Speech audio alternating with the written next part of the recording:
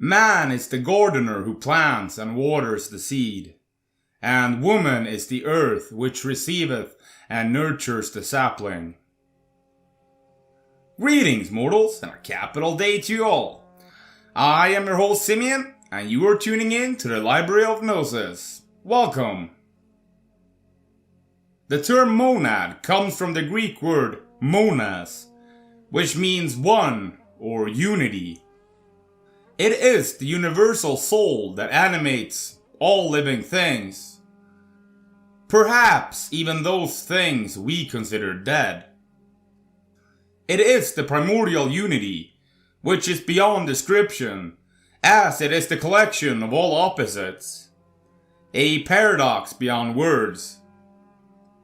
Yet, from its emanations, we can get a vague idea of its true nature. As I imagine it, when our world of duality emerged, the monad emanated two beings to represent its dual and androgynous nature. From a Mesopotamian lens, the male principle became Anu, and the female principle became Antu. According to the Mesopotamian texts, Anu and Antu were sometimes equated with each other, pointing towards their androgynous origin. In Mesopotamian astronomy, the sky was divided into three zones, with the stars closest to the pole belonging to Enlil, and those close to the equator to Ea. The stars located between these two zones were the domain of Anu. All three were referred to as the ways of the respective deities. In Seleucid Uruk, Anu's astral role was extended further, and in a text composed in year 71 of the Seleucid era, he is described as responsible for the entire firmament. Furthermore, two circumpolar stars started to be called the great Anu and Antu of heaven, and received offerings as if they were deities. They typically appear alongside the other 7 major celestial bodies which were known to the Mesopotamian astronomers in the late 1st millennium BCE. A small number of sources, including the god list An equals Anu, treat Antu as deified earth.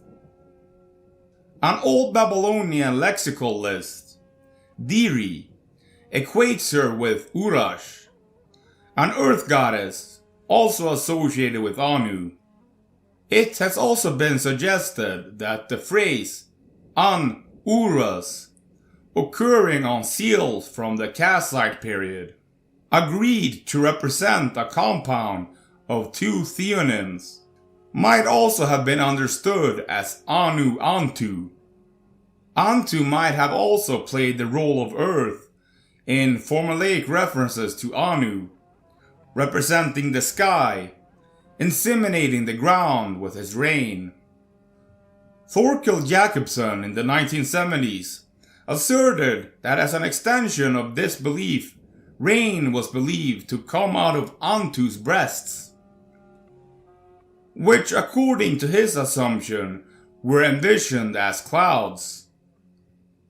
In text from Seleucid Uruk, Antu almost always appears alongside Anu, as argued by Johan Gudnik Westenholz. The local theologians effectively treated the pair as one single divine manifestation.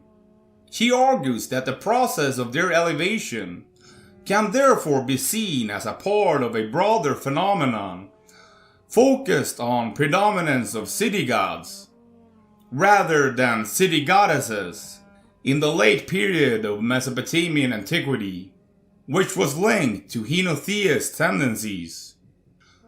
In a trilingual edition of the Widener God List from Ugarit, Antu corresponds to the entries Asti Anvis in the Hurrian column, and Tahamatu in the Ugaritic column. The first of these names does not represent an actual deity, and instead is a neologism invented by the text's compilers, who provided Anu under a Hurrian variant of his name, with a wife whose Hurrian name would be similarly derived from his own, literally the wife of Ani. The second can be translated as the deep waters, and presumably represented the freshwater springs in the proximity of Ugarit. Though I suspect that there is a connection here with Namu, who was a Mesopotamian goddess regarded as a creator deity in the local theology of Eridu. It is assumed that she was associated with water. Jan Lisman, who views Namu as having been a representation of the primordial ocean, sea, from which the rest of the cosmos emerged, believes that Namu's association with this body of water may have come from the influence of the goddess Tiamat. Namu was regarded as the mother of Enki, and in a single inscription, she appears as the wife of Anu. Rosicrucians believe that if everything came from nothing, then the male active principle must be counteracted by the female passive principle, and both put together equate to zero, or nothing. Nothing is a pretty good description of the monad, since how does one define nothing? Does it exist or does it not? Is it positive or negative? In many esoteric and mystical traditions, the monad represents the absolute origin, the single, indivisible source of all creation. When the alchemist speaks of Mercurius, on the face of it he means quicksilver, mercury. But inwardly he means the world-creating spirit, concealed or imprisoned in matter. The dragon is probably the oldest pictorial symbol in alchemy, of which we have documentary evidence. It appears as the Ouroboros, the tail eater, in the Codex Marcianus, which dates from the 10th or 11th century, together with the legend, the One, the All. Time and again the alchemists reiterate that the opus proceeds from the One and leads back to the One. That it is a sort of circle like a dragon biting its own tail. For this reason, the opus was often called circulare, circular, or else rota, the wheel. Mercurius stands at the beginning and end of the work. He is the prima materia, the caput corvi, the nigredo. As dragon he devours himself, and as dragon he dies, to rise again in the lapis. He is the plenty of colors in the cauda pavonis, and the division into the four elements. He is the hermaphrodite that was in the beginning, that splits into the classical brother-sister duality, and is reunited in the conjunctio, to appear once again at the end in the radiant form of the lumen novum, the stone. He is metallic, yet liquid, matter, yet spirit, cold, yet fiery, poison, and yet a healing draught, a symbol uniting all the opposites. Carl Jung. Anu, embodying the masculine principle, represents a positive, active, and assertive force, while Antu, the feminine principle, symbolizes a receptive, yielding, and nurturing force. Together, they are expressions of a primordial duality. reflecting the monad's inherent ability to divide itself into opposites.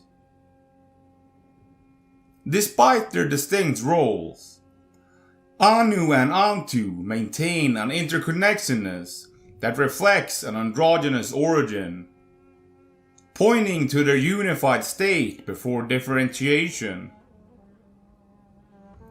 The duality of Anu and Antu signifies the fundamental polarities present in all of creation.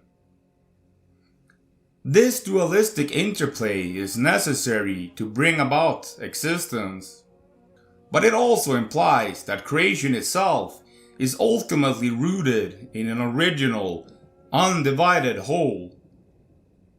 Positive and negative, male and female, active and passive, these are all expressions of the dual nature of reality that originated from the monad.